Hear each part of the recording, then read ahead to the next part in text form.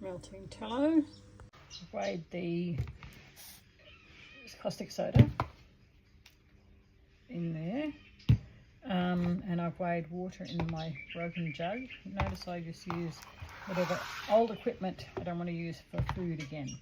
And now we pour the caustic soda into the water to make a lye solution. You don't do it the other way around because it can sort of explode, so you just gently, carefully pour it in there. It gets very, very hot, and the caustic soda, I think by itself is reasonably harmless. Once you mix it in with the lye, it's a chemical reaction and quite bad. So you just stir it for a little while until the liquid turns clear again. Now I'm going to let that sit for about 10 minutes before I mix in with the tallow. Right, so now we're going to pour the lye solution. Now, the recipe I've been following says to let this get down to 100 degrees F, so about 37, 38. If I let it get that cold, it will start setting again. So this is about 60 degrees Celsius now, and so is the lye solution. So the recipe also says the lye solution, leave it 10 minutes. So I'm going to pour them. You pour it very slowly in onto the spatula. Notice I'm wearing gloves this time. I should have had gloves on before. Pour it very slowly across the spatula so it doesn't sort of get any bubbles. And then because you don't want it to splash. I'm not wearing safety glasses. I could possibly do that. Just wearing normal glasses. Pour it in, and then you start stirring by hand for a start, just to get it to mix. And then I'll use a stick blender. I've got an immersion stick blender. I picked up a couple of these at an op shop one time. Kept one in the kitchen, it died soon, but this one I just keep in the box with all my soap gear. So I've got an old saucepan, I've got an old jug, an old spatula. So you don't really want to use the same stuff you use in the kitchen, but I do wash it up, and it's, I've washed it. When I finish, I wash it, but you'll be very careful when you're washing up not to pour it down the sink. So I sort of get it all soapy, and because it'll be soapy by the time I finish, and get hot water on there, and I'll wash it out a few times before I put it down the sink. Now I'm going to use these as molds. I've got 2 of them, which I think will be enough. And I'll talk about that more shortly. I'm just going to start stick blending, so I will turn this off now. One thing I just remembered, you don't just continually stir it, you just put it in short bursts and then stir it without the machine. Give it a few more bursts. You just, I learnt to make soap. A lovely lady called Nolan who used to make soap for me commercially. When I did the markets, we used to use our lard, pork lard, and our milk, my milk. She got breast cancer. And to be honest, I don't even know whether she managed to get over it or not. Anyway, so this is what I'm doing now, but I'll turn it back off again. This is where we're at now. We're at light trace. I don't know whether you can see that on the video. It's sort of, you can see the marks are staying in there. I'll just mix it a little bit longer, and then I'll start pouring it in my molds. I might just mix it by hand for a little bit to try and get any of those air bubbles out so that they don't carry through.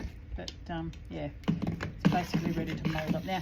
Now if I was going to add essential oils, I'll put them in now. I don't, because I don't think the smell lasts. The stuff they must use in the soap you buy, even if it's essential oils, I don't think it's proper essential oil. I think it must have fragrance in it as well. So I'm just going to finish up, and I'll pour that in the molds, and I'll show you when I'm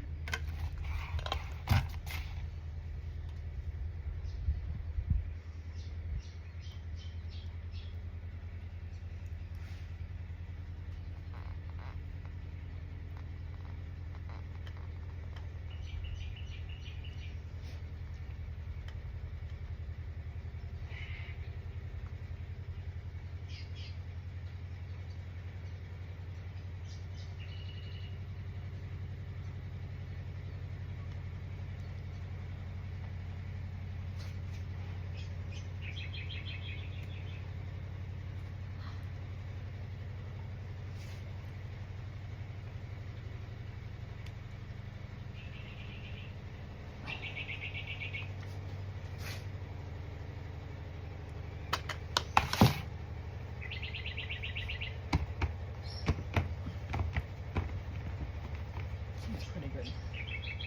Didn't quite have enough, so I've got this other mould, which I you don't want to touch this stuff with your bare hands, which I dug out of my box.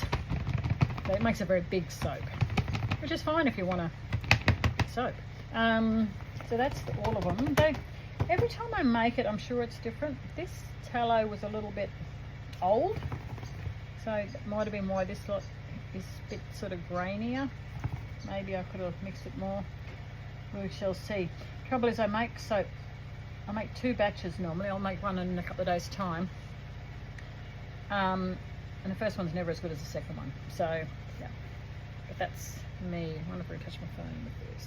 Now, this to cure for today until tomorrow. We wanted to cool slowly. So we put Glad baking paper on top so it doesn't all stick together. And I'm going to stack them in this box I've got here, wrapped up in a towel so it cools down slowly. And then tomorrow, I think I'll leave them 24 hours and then I'll tip them out. I can leave it longer if I like, but I'll tip them out and let them, I'll show you what I do then. So this is 24 hours later, or close to. Now, this one was the last one I did. It's a bit grainy looking, but I think that's more from the fact that it was the last one putting in, and it was the soap had started setting. So basically you just tip them out. So I like these moulds.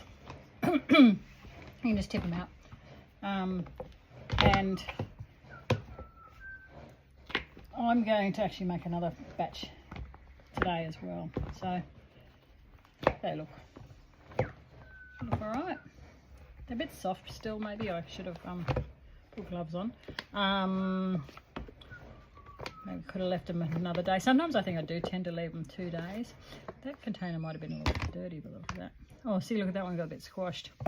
But that's okay. So what we do now is we can wrap them in tissue paper, paper towel, or I just use